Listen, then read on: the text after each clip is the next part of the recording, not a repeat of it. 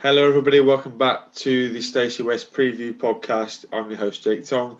Obviously we've got a festive period coming up, the first of which we have a clash at home with Burton Albion. Very fortunate to be joined by D3D4 podcast co-host Ed Walker, who is a Burton supporter for his sins. How you doing, Ed? For the sins is a good way to put it at the minute. I'm not too bad, mate. I'm not too bad. Good. Well, let's get straight into the football that's going out on Boxing Day. Obviously, Burton find themselves at bottom of the table. You know, how's the season gone so far? Obviously, it would appear not so good, but I'm sure you can tell our listeners a bit more about it. I think the best way I can summarise it, it's the most forgettable season I've had supporting this club so far. I think you look over the last 10, 20 years, there's been a lot of steady progression with this club. They had those 2 seasons in the Championship, which was such a luxury to be able to compete with them. Falling back into League One, there was kind of a sense that maybe in the long term they could start competing at the top again. But following the pandemic, the Clough leaving and stepping aside, it's all gone downhill. Now they look like they're going to be in the basement tier next season. Yeah. There's that. Obviously, Clough went to going to Mansfield and Jake Buxton replaced him. You know, the club have got the worst defence in League One so far this season. You know, you've got 2 of our ex-lads at the back. I'm not sure how much they're playing, Bozzy and Erds, who are very loved at Lincoln. And, you know, if we had fans in the ground, they'd be getting a really good reception. Just a quick note, because I know a lot of Lincoln fans will be interested, but how are Bozzy and Erds getting on for you? Like, are they doing all right? Well, when they signed, I was quite happy with it. I knew about Boswick from back in his Peterborough days. I knew how much of a unit is, how good defensively solid he was. I was really happy with that. Similar with Erdley, I knew about how good he is with his deliveries from the right wing, and he's not bad a set piece taker as well. I remember seeing as well. I think there were quite a few free kicks during that season. Lincoln went up from League Two. But what I've realised in the last few months is the reason why they're not on Lincoln anymore, which is they're past their sell-by date. You know, they're not the players they were. It's where they're now on the wrong side of 30. They're getting on.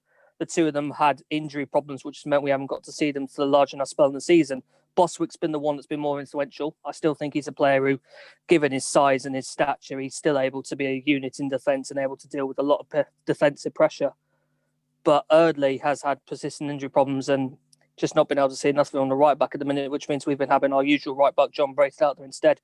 So Boswick's the one who's probably been more useful at the minute, but neither of them have really been helping a lot with what's been going on with the club at the moment.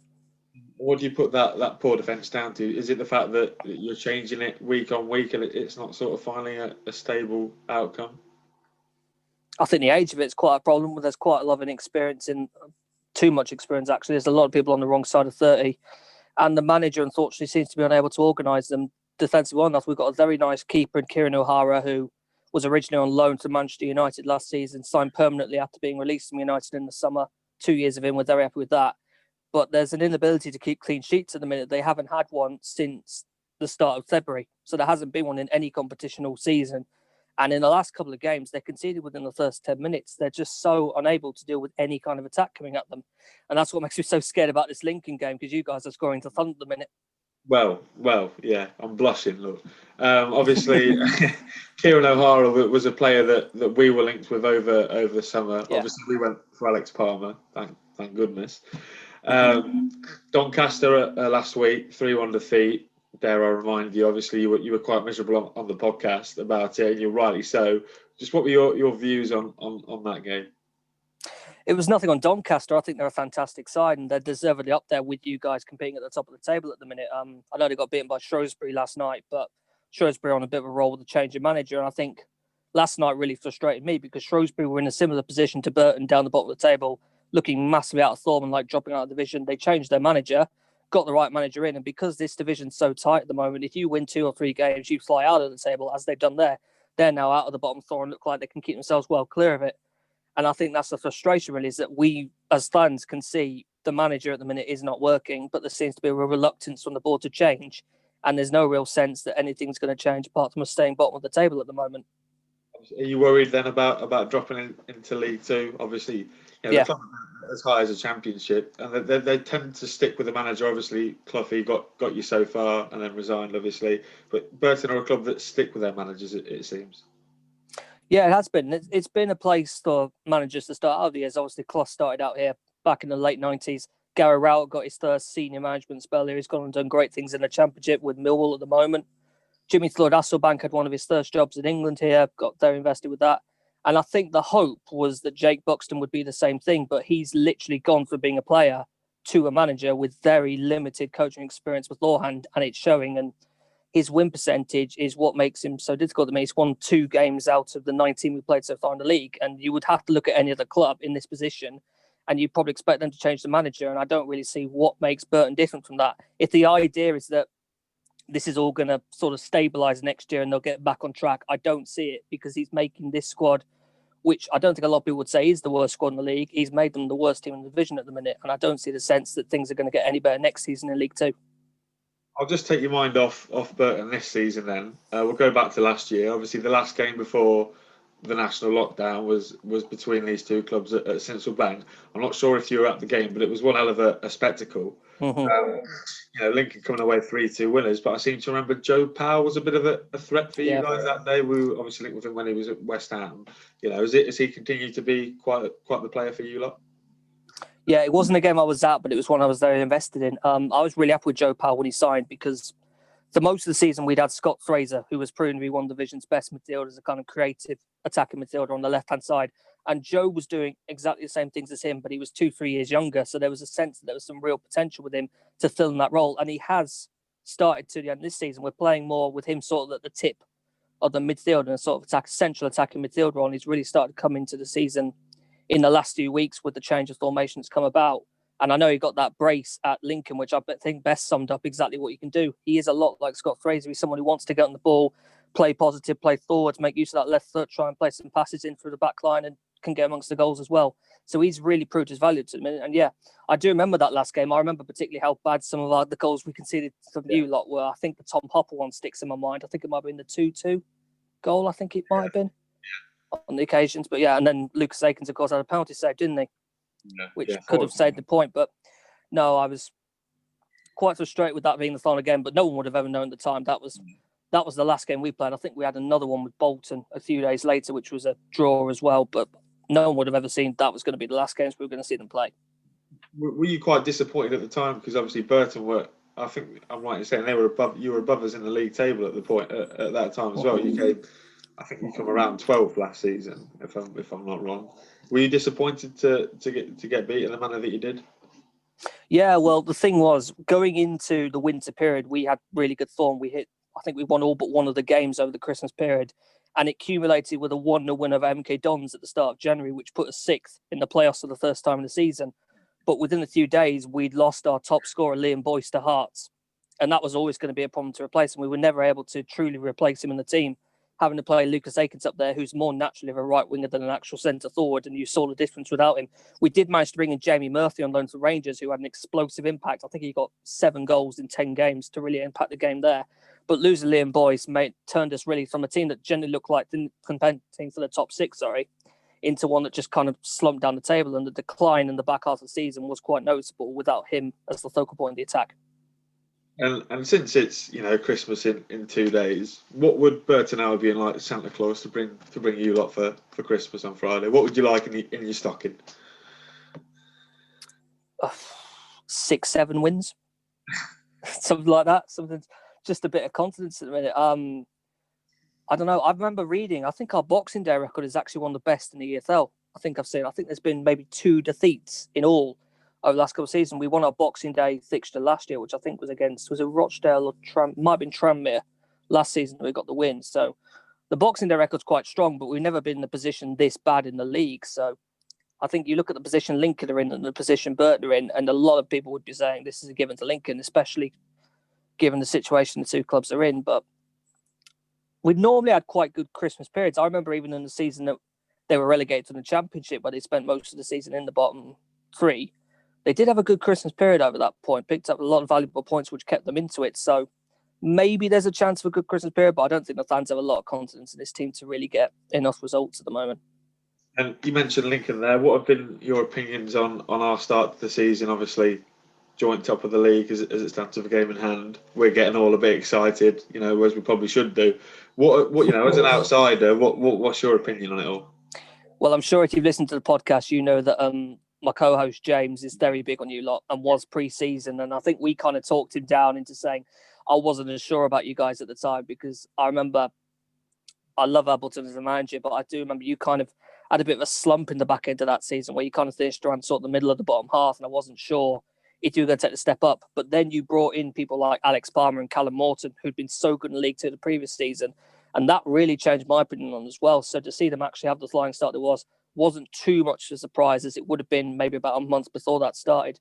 But I just think you're a wonderful side. I've loved Lewis Montsma, goal-scoring centre-back. But guy's probably as good at scoring goals as he is of being a model. Yeah. He's been sensational. He's got to be one of the pickups of the season as well. And I just think when you're playing someone like Jorge Grant in midfield as well, the impact he can have, his set-piece delivery, I think is so good as well. And I've been loving James Jones as well in that midfield. It's a wonderful side from front to back. And I think you're deservedly in the mix with the other sides. And you look at some of the sides of the clubs, you wouldn't say Lincoln are comparable in size to maybe a Portsmouth or a Sunderland or an Ipswich, but you are deservedly competing with them at the minute. Fantastic side. I listened to that preview podcast that you did back in the summer. I was absolutely raging that you guys talked James down. That was mine and Chris's fault. Yeah, we talked those out. Yeah. James was adamant you were going to be up there, which, to be fair, he was right. So I take all the blame for that. I shall deal with Stringer when I next speak to him. But obviously, one of the games we won was at Burton as well that season. Tyler Walker. We won't go too much into that, but. Talking about Boxing Day, then, how do you think Burton are going to line up? Are they going to take inspiration from Shrewsbury's smash and grab, a couple of weeks ago? Well, the problem is the issue we've had has come in the last few days. We've had a centre back on loan from Leicester City this season called Sam Hughes, who has arguably been their best player this season. He's absolutely been the best defender. Absolute colossus of a centre back, cut himself in a couple of goals as well. Looked generally defensively solid in every game. He's picked up an injury and is now out for the rest of the season. So he's gone back to Leicester. So that's him done, which means our defence is basically now weaker than it would have been. So whilst I think there's a good chance Lincoln fans are probably going to see Boswick play, I'm not sure about Eardley. I think he's still unavailable.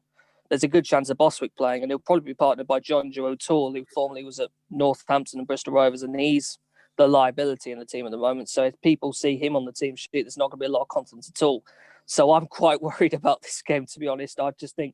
I think about Lincoln destroying Northampton recently, and I'm a bit worried there could be something like that because Burton haven't been on the end of an absolute hammering yet. They've had some bad defeats, but none by maybe a 4 or 5 goal margin. And I'm quite worried, to be honest, this could be the occasion here.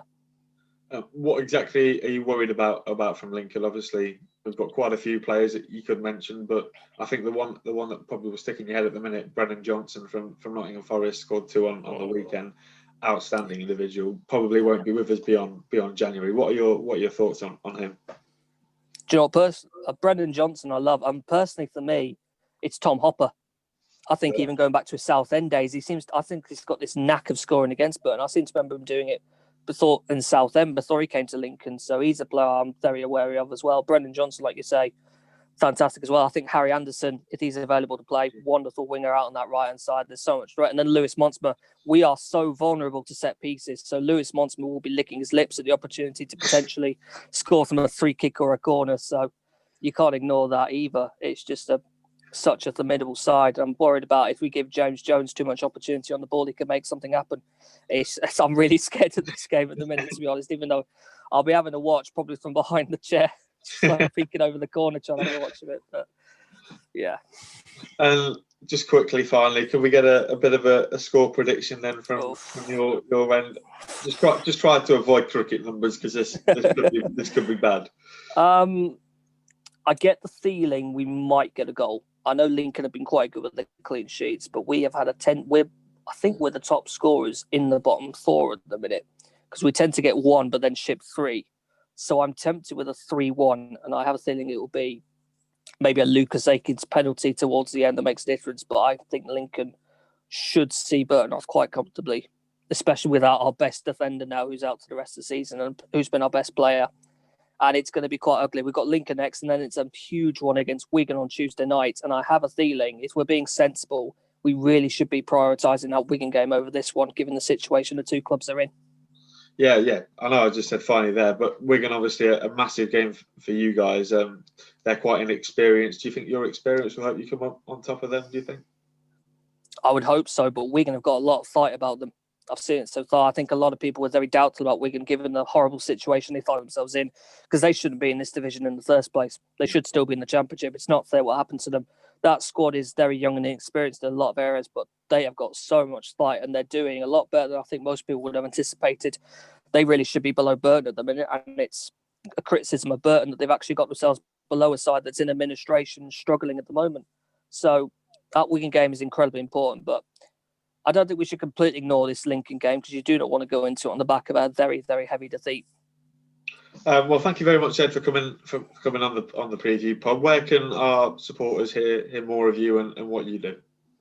So you can find me on my Twitter account at Edward_W97. You'll find me on the D3D4 football podcast as well. We go out every Sunday. I think we're on a bit of a break for this Christmas period, but we will be back soon in the new year. We cover all the games in League One and League Two and all the leading stories around there as well. So anything you hear on and off the pitch, we get involved with all of that.